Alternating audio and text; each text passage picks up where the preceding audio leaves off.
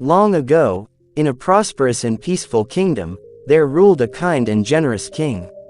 He loved his subjects deeply and always looked out for their welfare. Under his rule, no one slept hungry, no one felt unsafe, and all the citizens respected him wholeheartedly.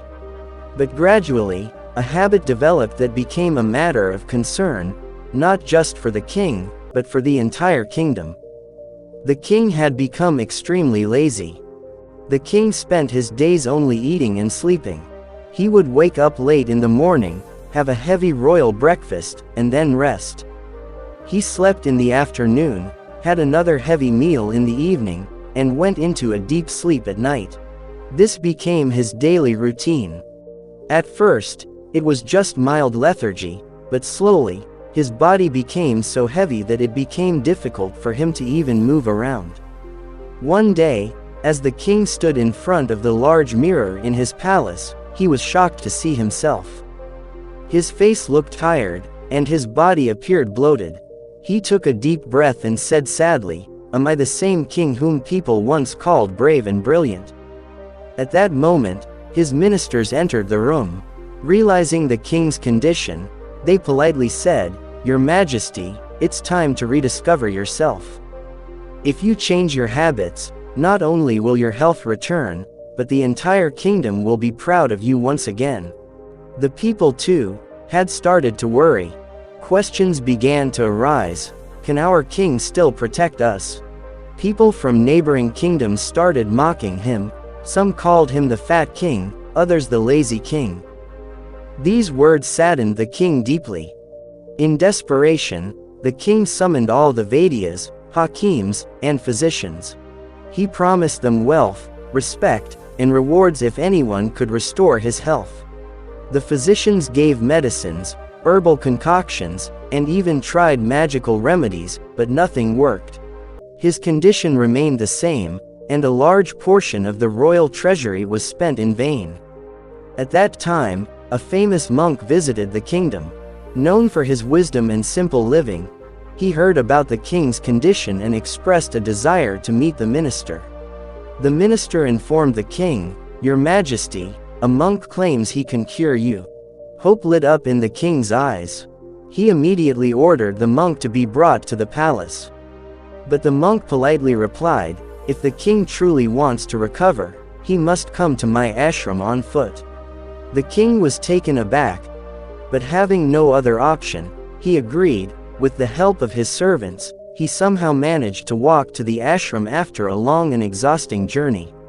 The sage greeted him with a smile and said, "Your Majesty, you will recover soon, but on one condition.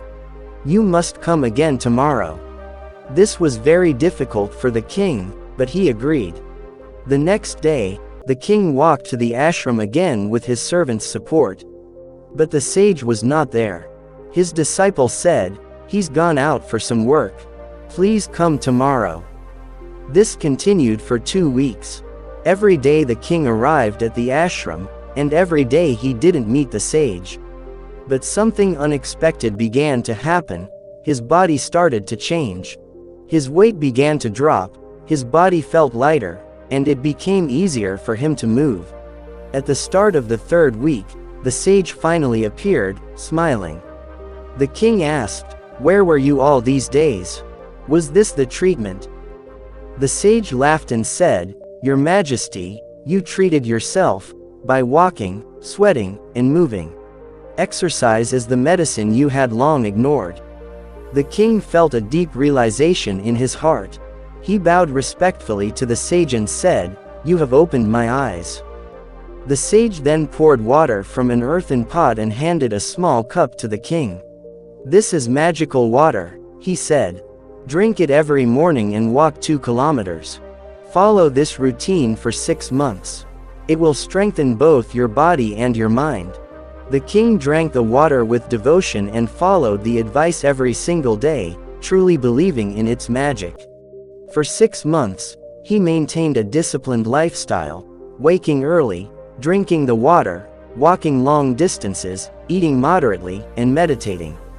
He also resumed meeting his people and actively participated in governance. Gradually, His body became lighter, his face began to glow, and his mind filled with new energy. His confidence returned, his decisions grew sharper, and he once again won the trust of his people. When he returned to meet the sage after 6 months, he said, "The magical water you gave me truly worked wonders. I finally feel like a true king again." The sage smiled and said, "Your Majesty, that water was ordinary. The real magic was in your willpower, discipline, and self-confidence."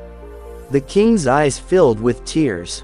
He embraced the sage and said, "You have not only restored my health but given me my life back."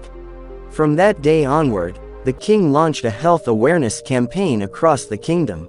He built gymnasiums in every village, organized yoga camps, and began taking morning walks with his subjects once a week.